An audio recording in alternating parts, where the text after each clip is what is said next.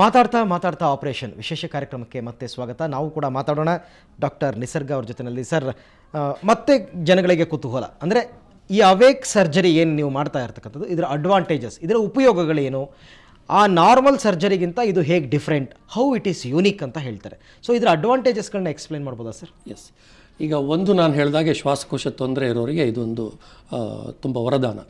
ಎರಡನೇದು pain control. ಅಂದರೆ ಪೇಷಂಟನ್ನು operation ಮಾಡುವಾಗ ಅಥವಾ ಆಪರೇಷನ್ ಆದಮೇಲೆ ಎಷ್ಟೋ ಜನ ನೋವಿಗಾಗಿ ಹೆದರಿ ಆಪರೇಷನ್ ಮಾಡಿಸ್ಕೊಳ್ಳಲ್ಲ. ಸೊ ಇದು ನೋವು ಅಂದರೆ ಒಂದು ಚೂರು zero pain surgery. Very good. ಒಂದು ಚೂರು ನೋವಾಗಲ್ಲ. ಯಾಕೆಂದ್ರೆ ಪೇಷಂಟ್ ನಗ್ತಾರೆ ಮಾತಾಡ್ತಾರೆ ಅಂತಂದ್ರೆ ಅದೇ ಹೇಳುತ್ತೆ ಪೇಷಂಟಿಗೆ ನೋವು ಇಲ್ಲ ಅಂತ. ಸೊ ಅದು ಅದರ ತುಂಬಾ ದೊಡ್ಡ ಅಡ್ವಾಂಟೇಜ್.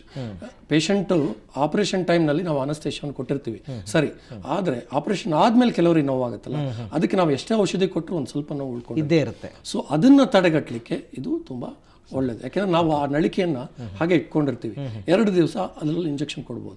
ಸೊ ಅವರಿಗೆ ಇದರ ಭಾಗ.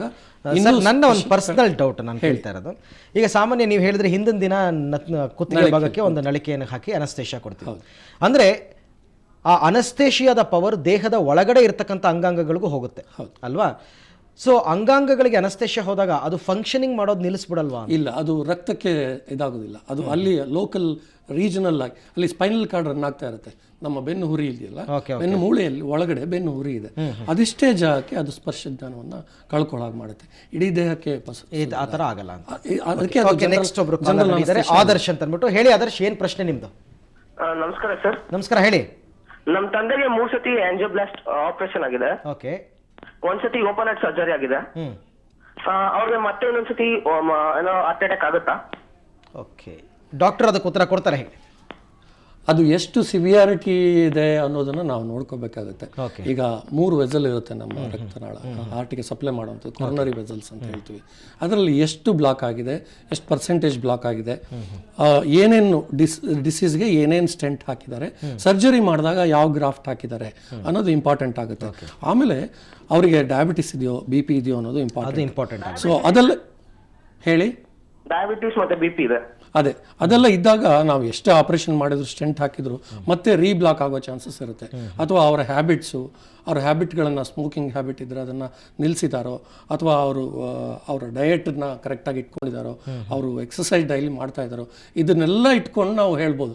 ಇಲ್ಲ ಅವ್ರಿಗೆ ಆಗ್ಬೋದು, ಆಗುತ್ತೆ ಅಂತೇಳಿ. ಆದರೂ ನಾವು 100% ಪಕ್ಕ ಹೇಳೋಕ್ಕಾಗಲ್ಲ. ಇನ್ನು ಅವರಿಗೆ ಆಪರೇಷನ್ ಬೇಕಾಗಲ್ಲ, ಇನ್ನು ಸ್ಟೆಂಟ್ ಬೇಕಾಗಲ್ಲ ಅಂತ ಹೇಳೋಕ್ಕಾಗಲ್ಲ. ಓಕೆ ಸರ್, ಪ್ರಕಾಶ್ ಅವರು, ಈಗ ನೀವು BPL ಬಗ್ಗೆ ಹೇಳ್ತಾ ಇದ್ರಿ, ಅಂದರೆ ಕಡು ಬಡವರಿಗೆ ತುಂಬ ಉಚಿತವಾಗಿ ಚಿಕಿತ್ಸೆ ಆಗುತ್ತೆ ಅಂತ. ನಾನು ನಿಮ್ಮನ್ನೇ ಕೇಳೋದಕ್ಕೆ ಇಷ್ಟಪಡ್ತೀನಿ, ಒಂದು ವೇಳೆ BPL ಅಲ್ಲದವ್ರಿಗೂ ಕೂಡ ಇಂಥ ಆಪರೇಷನ್ ಅಗತ್ಯ ಬರುತ್ತಲ್ಲ, ಅಂಥವ್ರಿಗೆ ಸುಮಾರು ಎಷ್ಟು ಖರ್ಚಾಗ್ಬೋದು? ಈಗ ಸಪ್ತಗಿರಿ ಆಸ್ಪತ್ರೆ ವತಿಯಿಂದ ಅಂಥವ್ರಿಗೆ ಯಾವ ರೀತಿ ಆಪರೇಷನ್ ಕಂಡಕ್ಟ್ ಮಾಡ್ತೀರಾ, ಹೇಗೆ ಅಂತ? ಇದು ಸೇಮ್ ಇದೇ ಆಪರೇಷನ್ ಮಾಡಬೇಕಾಗುತ್ತೆ. ಕಾಸ್ಟ್ ಇಸ್ 1,20,000ದಿಂದ 1,25,000. ಓಕೆ, ಅಂದರೆ including all medicines and all ಎಲ್ಲ ಸೇರಿ 1ರಿಂದ 1.25 ಲಕ್ಷ ತನಕ ಖರ್ಚು ಬರ್ಬೋದು ಮ್ಯಾಕ್ಸಿಮಮ್ ಬರುತ್ತೆ. ಓಕೆ. ಅದು ಬೇರೆ ಆಸ್ಪತ್ರೆಗೆ ಹೋಲಿಸಿದ್ರೆ ತುಂಬ ಕಡಿಮೆ, ವೆರಿ ರೀಸನೇಬल ಬೇರೆ ಹಾಸ್ಪಿಟಲ್ ಕಂಪೇರ್. ओके माँ, आप थोड़ा उर्दू और कन्नड़ा मिक्स करके बात कर सकते हैं क्या? ಹೇಳಿ. ಈಗ ಹಾವೇರಿನಲ್ಲೆಲ್ಲ ಜನ ನೋಡ್ತಾ ಇರ್ತಾರೆ, ये तो लाइव टेलीकास्ट है, आपसे थोड़ा बात करना ही है. कैसा लग रहा है अभी आपको? बेटी अभी बराबर हुआ ना, जो कुछ भी हुआ था ना? हुआ, आराम है अब. आराम लग रहा. अच्छा, क्यों लग रहा है? कहीं में आराम लग रहा है कर रही है. बेटी को हाँ, बेटी बोल रहे थे. ಓಕೆ ಸರ್, ನೆಕ್ಸ್ಟು ಮತ್ತೊಬ್ಬರು ಕಾಲರ್ ರೆಡಿ ಇದ್ದಾರೆ ನಮ್ಮ ಜೊತೆ ಮಾತನಾಡೋದಕ್ಕೆ, ಅವರ ಡೌಟ್ ಕೇಳೋದಕ್ಕೆ. ಮಾತಾಡಿ, ಏನಿದೆ, ಏನು ನಿಮ್ಮ ಪ್ರಶ್ನೆ ಹೇಳಿ. ನಮ್ಮ ಮಗಳು ಈಗ 19 ವರ್ಷಕ್ಕಿದ್ದಾಳ್ರಿ. ಸಣ್ಣ ಮಾತಾಡಿ. 6 ವರ್ಷದಲ್ಲಿದ್ದ ಆಕಿಗೆ ಇದು ಹಾರ್ಟ್ ಪ್ರಾಬ್ಲಮ್ ಅಂತಂದು ಹೇಳಿದ್ರಿ. ಪುಟ್ಪರ್ತಿಗೆ ಒಂದ್ಸಲ ತೋರಿಸ್ತೀವ್ರಿ ಸರ್. ಅದು 12 ವರ್ಷ ಆಗಿಂದ ಮಾಡ್ತೀವಿ ಅಂತಂದಿದ್ರಿ. ನಮ್ದು ದುಡ್ಡಿಂದು ಪ್ರಾಬ್ಲಮ್ ರೀ, ನಮಗೆ ಬಡತನ ಇದೆ ಅಲ್ರಿ, ನಾವು ಹೋಗಿಲ್ಲ ರೀ. ಈಗ ಬಿಕಮ್ ಮಾಡಕತ್ತಲ್ರಿ, ಅದಕ್ಕೆ ನಮಗೆ ಒಂಥರ ಭಯ ರೀ. ಅದು ಸಲುವಾಗಿ ಹೆಂಗ ಅಂತಾರೆ.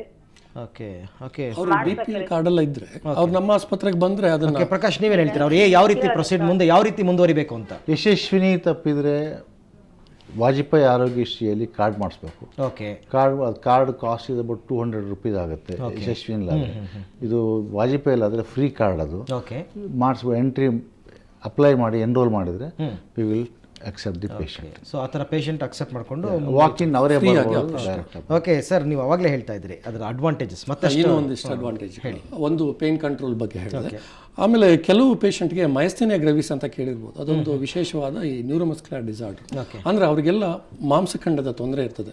ಅಂಥ ಪೇಷಂಟ್ಗಳು ಕೂಡ ಈಗ ನಾವು ಜನರಲ್ ಅನಸ್ತೇಷಿಯಾ ವೆಂಟಿಲೇಟರ್ ಅಂತಂದರೆ ನಾವು ಫೋರ್ಸ್ಫುಲಿ ಅವ್ರನ್ನ ಪ್ಯಾರಲೈಸ್ ಮಾಡ್ತೀವಿ. ಓಕೆ, ಪೇಷಂಟನ್ನು ಪ್ಯಾರಲೈಸ್ ಮಾಡ್ತೀವಿ ಫೋರ್ಸ್ಫುಲಿ ಔಷಧಿ ಕೊಟ್ಟು. ಹಾಗೆ ಮಾಡೋದ್ರಿಂದ ಇಂಥ ಪೇಷಂಟ್ ಮಯಸ್ಥೇನಿಯಾ ಗ್ರೇವಿಸ್ ಇರುವಂಥ ಪೇಷಂಟ್ಗೆ ತೊಂದರೆ ಆಗ್ಬೋದು. ಸೊ ಅಂಥವರಿಗೆ ಇಂಥ ಆಪರೇಷನ್ ಮಾಡಬೇಕಾಗಿ ಬಂದರೆ ಅದು ವರದಾನ. ಅವರಿಗೆ ಪ್ಯಾರಲಿಸಿಸ್ ಮಾಡ್ದೇನೆ ಯಾವುದೇ ಮಾಂಸಖಂಡಗಳನ್ನು ಪ್ಯಾರಲೈಸ್ ಮಾಡದೇನೆ ಆಪರೇಷನ್ ಮಾಡ್ಬೋದು. ಹೌದು, ಒಂದು ಇನ್ನು ಕೆಲವು ಅಡ್ವಾಂಟೇಜ್ಗಳು ಅಂತಂದ್ರೆ ಅದರ ಬಗ್ಗೆ ನಾನು ಮತ್ತೆ ಕೇಳ್ತೀನಿ. ಇನ್ನು ಮೂರ್ತಿ ಅವರು ಅಂತ ಕರೆ ಮಾಡಿದ್ದಾರೆ. ಮೂರ್ತಿ ಅವರೇ ಮಾತಾಡಿ, ಏನು ಪ್ರಶ್ನೆ ಇದೆ ಕೇಳಿ. ಹಲೋ, ಹೇಳಿ ಮೂರ್ತಿ ಅವರೇ, ಮಾತಾಡಿ. ನಮಸ್ಕಾರ ಸರ್. ನಮಸ್ಕಾರ, ಹೇಳಿ. ನನ್ನ ಸಿಸ್ಟರ್ ಜಾನಕಿ ಅಂತ, ಈಸ್ ಏಜ್ ಅಬೌಟ್ 58. 58. ಅವಳು ಪಲ್ಮನರಿ ಹೈಪರ್ ಟೆನ್ಷನ್ ಅಂತ ಈ ಶ್ವಾಸಕೋಶ ಮತ್ತೆ ಈ ಹಾರ್ಟಿನ ಮಧ್ಯೆ ಇರೋ ಒಂದು ರಕ್ತನಾಳದ ಒಂದು BP ಇಂದ ಸಫರ್ ಆಗ್ತಾ ಇದ್ದಾಳೆ. ಲೆಫ್ಟ್ ವೆಂಟ್ರಿಕಲ್ ಅಲ್ಲಿ ಎನ್ಲಾರ್ಜ್ ಆಗ್ತಿದೆ. 10 ಹೆಜ್ಜೆ ಹಾಕಿದ್ರೆ ಬಹಳ ಸುಸ್ತಾಗತ್ತೆ. ಇವರಿಗೆ ನಿಮ್ಮ ಈ ರಂಧ್ರ ಮುಚ್ಚಿ ಆಪರೇಷನ್ ಮಾಡ್ತಾ ಇದ್ರಲ್ಲ, ಅವೇಕ್ ಆಪರೇಷನ್, ಇದು ಮಾಡಿಸಬಹುದಾ ಅಂತ. ಯಾಕಂದ್ರೆ she is not suppose to take the anaesthesia during the operation time. Okay, doctor ಹೇಳ್ತಾರೆ ಅದಕ್ಕೆ ಏನು ಸೂಕ್ತ ಉತ್ತರ ಹೇಳ್ತಾರೆ ಅದಕ್ಕೆ. ಹೇಳಿ ಸರ್. ಅವರಿಗೆ ಪ್ರೈಮರಿ ಪಲ್ಮನರಿ ಹೈಪರ್ ಟೆನ್ಷನ್ ಅಂತ ಕಾಯಿಲೆ ಇದ್ದರೆ ಅದಕ್ಕೆ ಅವ್ರಿಗೆ ಆಪರೇಷನ್ನೇ ಮಾಡ್ಲಿಕ್ಕೆ ಬರಲ್ಲ. ಅವರಿಗೆ ಮೆಡಿಕಲ್ ಟ್ರೀಟ್ಮೆಂಟ್ನಲ್ಲೇ ಅದನ್ನು ಕ್ಯೂರ್ ಮಾಡೋಕ್ಕಾಗಲ್ಲ, ಬಟ್ ಪ್ರಿವೆನ್ಷನಲ್ಲಿ ಇಟ್ಕೊಳ್ಬೇಕಾಗತ್ತೆ. ಆದರೆ ಬೇರೆ ಏನಾದರೂ ಆಪರೇಷನ್ ಮಾಡಬೇಕಾದ ಸಾಧ್ಯತೆ ಬಂದರೆ ಅವ್ರಿಗೆ ಅವೇಕ್ ಮಾಡೋದು ತುಂಬ ಒಳ್ಳೆಯದು. ಪೂರ್ತಿ ಎನ್ಲಾರ್ಜ್ ಆಗಿದೆ ಅವರಿಗೆ. ಲೆಫ್ಟ್ ವೆಂಟ್ರಿಕಲ್ ಎನ್ಲಾರ್ಜ್ಮೆಂಟ್ಗೆ ನಮ್ಮಲ್ಲಿ ಯಾವುದೇ ಆಪರೇಷನ್ ಅಂತ ಇಲ್ಲ. ಅದಕ್ಕೆ ಔಷಧಿ ಕೊಟ್ಟು ಹಾರ್ಟ್ ಸೈಜ್ ಕಡಿಮೆ ಕರ್ಕೊಂಡ್ಬಂದ್ರೆ ತಾವು ಡಯಾಗ್ನೋಸ್ ಮಾಡಿ ಮಾಡ್ಕೊಡಕ್ಕಾಗತ್ತೆ. ಅದೇ ಅದಕ್ಕೆ ನಾವು ಫಸ್ಟ್ ನೋಡ್ತೀವಿ. ಅದಕ್ಕೆ ಮೋಸ್ಟ್ ಪ್ರಾಬಬ್ಲಿ ಅವರೇ ಡಾಕ್ಟರ್ ಹೇಳೋ ಪ್ರಕಾರ ಆ ರೀತಿ ಎನ್ಲಾರ್ಜ್ಮೆಂಟ್ಗೆ ಆಪರೇಷನ್ನೇ ಬೇಡ ಅಂತ ಹೇಳ್ತಿದ್ದಾರೆ. ಮೆಡಿಸಿನ್ ಮುಖಾಂತರನೇ ಅದನ್ನು ಕ್ಯೂರ್ ಮಾಡ್ಬೋದು ಅಂತ. ಸೊ ನೀವು ಕರೆಕ್ಟ್ ಟ್ರೀಟ್ಮೆಂಟ್ ತೊಗೊಂಡ್ರೆ ಆಪರೇಷನ್ ಅಗತ್ಯ ಇಲ್ಲ. ಓಕೆ, ಥ್ಯಾಂಕ್ ಯು ಮೂರ್ತಿ ಅವರೇ ಕರೆ ಮಾಡಿದ್ದಕ್ಕೆ. ಓಕೆ, ಇದ್ರ ಬಗ್ಗೆ ಮತ್ತಷ್ಟು ಮಾತಾಡೋಣ. ಮತ್ತು ಈ ಅವೇಕ್ ಸರ್ಜರಿಯ ಉಪಯೋಗಗಳ ಬಗ್ಗೆನೂ ಕೂಡ ಡಾಕ್ಟರು ಸಾಕಷ್ಟು ವಿವರವಾಗಿ ಹೇಳ್ತಾ ಇದ್ರು. ಮತ್ತು ಯಾವ ರೀತಿಯ ಪೇಷಂಟ್ಗಳನ್ನು ಇವರು ಅಡ್ಮಿಟ್ ಮಾಡ್ಕೊಳ್ತಾರೆ, ಯಾರ್ಯಾರಿಗೆ ಯಾವ ಸವಲತ್ತುಗಳು ಸೌಲಭ್ಯಗಳನ್ನ ಒದಗಿಸ್ಕೊಡ್ತಾರೆ, ಇದ್ರ ಬಗ್ಗೆ ಪ್ರಕಾಶ್ ಅವರು ಕೂಡ ಮಾತಾಡ್ತಾ ಇದ್ರು. ಚರ್ಚೆ ಮುಂದುವರಿಸೋಣ ಚಿಕ್ಕದೊಂದು ಬ್ರೇಕ್ನ ನಂತರ.